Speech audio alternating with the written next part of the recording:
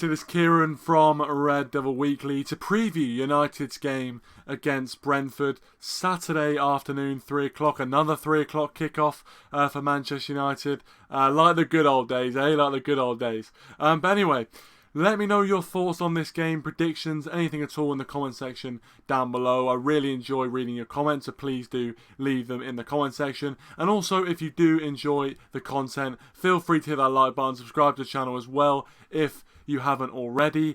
But let's get straight into it. Let's get straight into the nitty-gritty and talk about our opponents, Brentford, who haven't had an amazing start to the season, haven't had a terrible start to the season. It's been fairly middling for them, probably on the scale towards the bad side of it. 7 points from their first 7 games, only 1 win all season, and they struggled a little bit. They struggled a little bit, particularly with injuries. I'm just going to read out the players that have got injuries so far this season for Brentford. So Joshua Da Silva, Rico Henry, and Kevin Shade. I think I pronounced that completely wrong. Shada, I think, is the right pronunciation. I butchered that. All 3 of those got fairly bad injuries and have been long-term absentees for Brentford. Damsgaard and Ben Mee, as well as Shandon Baptiste, are more recent and probably less severe injuries, but still fairly big injuries, and they won't be available for the game at Old Trafford tomorrow. So big misses for Brentford there. Especially someone like Ben Mee, who is very experienced. Rico Henry, I thought, has played solidly for Brentford since they returned to the Premier League, and actually someone who's played well against us in the past. But yeah, some of those names are players who have done a superb job for Brentford, really been part of a rock in a side that has overachieved since coming back to the Premier League a couple of seasons ago. However, let's not dwell too much on the injuries and let's talk about some of their threats. Of course, one of their main threats is Johan Visa. He is someone that caused a lot of problems in behind, someone that when they played Spurs on the opening day of the season looked absolutely electric, and actually with his winger Mbuemo as well. Both of those are players that since they've returned to the Premier League, Brentford, have been a kind of a mainstay in that team. Usually, of course, with Ivan Toney up front alongside them. Obviously, that's been a big blow for them, of course, this season. And having spoken with some Brentford fans, they rate them highly, but they also don't think they're very clinical in front of goal at times, and that has really hurt them so far this season. As you can see, obviously 1 win all season, 4 draws. So that's what I'm saying. You kind of can't really say it's been a terrible start to the season because they've only lost 2 out of their first 7 games, which I think really, and correct me if I'm wrong, Brentford fans, but I'd say if you said at the start of the season we'd only lose 2 of our first 7, I don't think you'd be too disappointed. It's those 4 draws which I think would be slightly frustrating for Brentford fans, especially their last game against Forest. A 1-1 draw. Obviously, Forest player got sent off as well in that game, so they were down to 10 men. But listen, Brentford are a side that always make it difficult for you, especially if you're a top 6 side. For some reason, they seem to come alive against the big 6 sides, and Manchester United no exception. Of course, the last time we played them, we did beat them at Old Trafford. I think it was like 1-0 in the end. It was a fairly close game, but we just about held on for the win. I think David De Gea made some crucial saves in that one.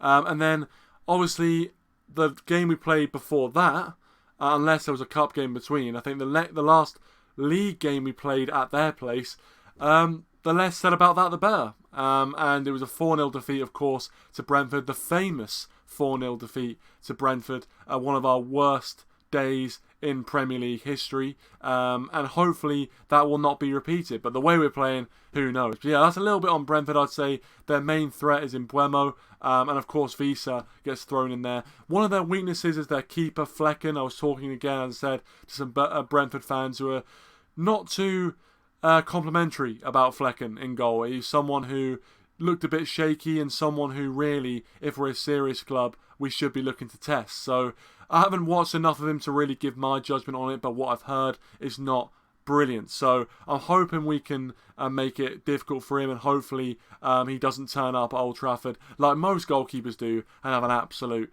day out. But that's my little spiel on Brentford, and now let's talk about Manchester United. Coming into this off the back of 2 defeats in a row, would be the 3rd defeat in a row, and I think 4 defeats in our last 5. So all going well, as you can tell, at Manchester United. Obviously a 3-2 defeat to Galatasaray in the most ridiculous way possible. We were ahead twice in the game. Højlund had an absolute masterclass of a performance with 2 goals, and he looks $1 million as well. But our defending let us down, and 3 goals conceded, 3 sloppy errors, and just avoidable bits of play from a Manchester United point of view. Really frustrating. And once again, we have the same problem of scoring a goal and then conceding within 5 minutes of scoring. And you're never going to get control in a game if that happens to you. So it's something we've got to improve on, and something that Ten Hag massively has to look at. But going into this game, as I said, Højlund really is the main bright spark. And I'm going to talk about my team and go through my team in just a second. But the biggest news from the press conference today, we're recording this on Friday, of course, is that Antony is going to be, well, he's back in contention. He was on the bench against Galatasaray, but the way Ten Hag was speaking about Antony, it felt like Antony may be regaining his starting place in the team. And obviously, all the off-field stuff, that's something which we don't know. The investigation's going on, so we can't know 100% what is going on. But I think it's interesting that he's been moved straight back into the team, really. And obviously, there's a lot of talk about Antony being one of Ten Hag's favourites, and well, that's contributed to the Sancho situation, of course. But Antony going straight back into the side after a lengthy absence where he hasn't really, trained or played much football at all, is interesting. I think there's something to be said about that. Some interesting conversations to be had about that, I would say. But as I said, I don't know what's gone on. I don't know what's gone on off the pitch. I can only really comment on the fact that it looks like, from what Ten Hag was saying in his press conference, Antony will be starting, which leads me on to what I've picked in terms of my starting 11. I've kept Onana in goal. Now, this is another contentious one. Onana dropped a huge clanger against Galatasaray, which led to Casemiro basically doing a recovery tackle and getting a red card, mistiming the tackle. He is available for this game. It was only in the Champions League, of course. And then, we've seen against Bayern Munich, he's not had the best of times of it so far this season, but I don't see the point, and I don't see the benefit in dropping him. I really don't. For me, I look at Onana and think, well, if we drop him now, his confidence is going to be absolutely all over the place. And listen, I know, you have to have standards, and of course, he's not good enough. He's not been good enough so far this season, and even he would say that. But if we drop him after having spent 50, 60 million on him and giving him 10 games, it's not sending out a great message. And listen, we've had goalkeepers in the past who haven't started well at all and have gone on to be fairly decent. And I do have sympathy in that the pressure of being a Manchester United goalkeeper is huge. So listen, I would stick with him. I'd stick with Onana in goal. I've gone with Dalot, Varane, Evans and Amrabat. Obviously, we heard the news that Reguilon is back training, but he's not available to play in this game. And obviously, Luke Shaw is still out. So, unfortunately, I think we're going to see Amrabat at left back. I'm going to put Johnny Evans at centre back. I actually think that in the games against Palace in the Cup and Burnley away, I thought he actually had a really good game. And actually, the way we're defending right now, I think he deserves a start. I really do. So I put Evans in there next to Rafa Varane. I've gone with Casemiro and Mount. I thought Casemiro was pretty poor against Galatasaray, it's got to be said. But I thought Mason Mount, on the other hand, was superb. I thought it was his best game in a Man United shirt. All he needs is the goal. He's got the assists. All he needs now is a goal under his belt. And I really hope that this Brentford game is his time to shine in the goal department.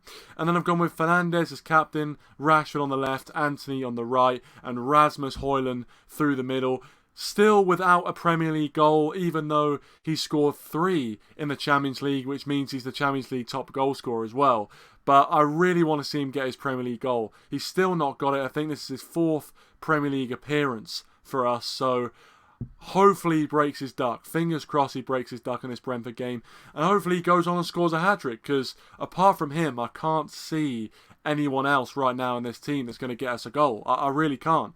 In looking at the Galatasaray game, he was the only bright spark in our forward line. So I'm hoping that changes. And I think he will get chances. It's just whether he's feeling clinical or not. So that's my predicted lineup. Let me know your thoughts on that in the comment section down below. And now I'm going to give you my score prediction. And summing up, I think Brentford haven't started the season particularly well. As I said, it's not been particularly bad either, but it's not been particularly well.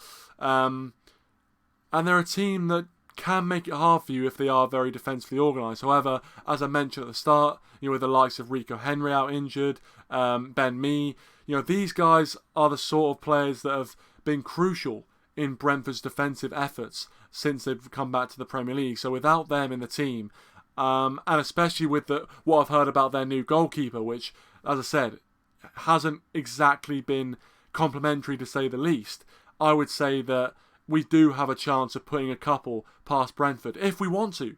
If we actually turn up for a change. And that's what I'm debating. And that's why the title of this stream is Who Knows? Who really knows what's going to happen in this game? Are we going to turn up? Are we going to see reaction? Or is it going to be same old United? Who knows? But I'm going to go with a 2-1 win. I think we'll get a win on the board. Brentford, as I said, they've got quite a few injury concerns. I think defensively they're not as good. Recently they lost 3-1 to Everton as well, so you can see where they are right now in terms of confidence. I'm saying 2-1 United. I'm saying Højlund and Rashford with the goals. Let me know your thoughts in the comment section down below. But thanks for watching. Really appreciate it, guys. Hope you enjoyed it. And I'll see you all in the next one. But till now, thanks for watching and enjoy your weekend. Cheers.